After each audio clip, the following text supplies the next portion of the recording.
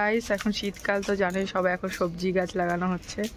তো এখন আমাদের এখানে অনেক রকমের গাছ ছিল, ফুল গাছ বড় বড়, তো ওগুলো শুকিয়ে গেছে বলে কেটে রাখা হয়েছিল। তো ওগুলো বাবা এখন আগুন দিয়ে পুড়িয়ে দিচ্ছে, কারণ এখানে সবজি অনেক বোনা হবে, তার জন্য আগুন দিয়ে এখন পুড়িয়ে দেওয়া হচ্ছে। এখানে তোমাদের দেখছিলাম কত ছোট ছোট পালং শাক ছিল, এখন কত বড় হয়ে গেছে। এই দেখো এখানে অনেক পালং শাক আর উচ্ছে গাছে ফুল ধরে গেছে, এত ফুল হয়েছে, পাতাগুলোও দেখছি কি সুন্দর। ওখানে গাঁদা ফুল গাছ, দেখো এই গাছগুলো এখনো, জবা ফুল গাছগুলো রয়েছে কারণ এখানে ফুল দিচ্ছে এখনো। তারপরে এদিকে দেখো ধনে পাতা গাছগুলো কত বড় হয়ে গেছে, দেখাচ্ছি তোমাদেরকে।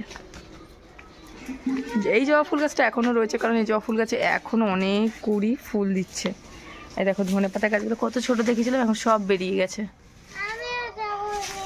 আর এখানে দোপাটি ফুল গাছ একটা কিনে এনে লাগানো হয়েছে। সব থেকে ধনে পাতা গাছগুলো অনেক বড় হয়ে গেছে, আর পালং শাকগুলো অনেক বড় হয়ে গেছে। এই ফুল গাছ এখনো ফুল দিচ্ছে, তাই হচ্ছে ড্রাগন ফ্রুট গাছ বসানো হয়েছে। ওই যে এখানে ড্রাগন ফ্রুট গাছ বসানো হয়েছে, বড় হচ্ছে, দেখতেই পাচ্ছ এখানে বড় হচ্ছে ড্রাগন ফ্রুট গাছগুলো। এখানে পালং শাকগুলো দেখো কি সুন্দর হয়েছে। ওইখানে একটা ড্রাগন ফ্রুট গাছ বসানো হয়েছে। তো কাদের বাড়িতে কি কি ফুল গাছ বসিয়েছ জানিও কমেন্টসে।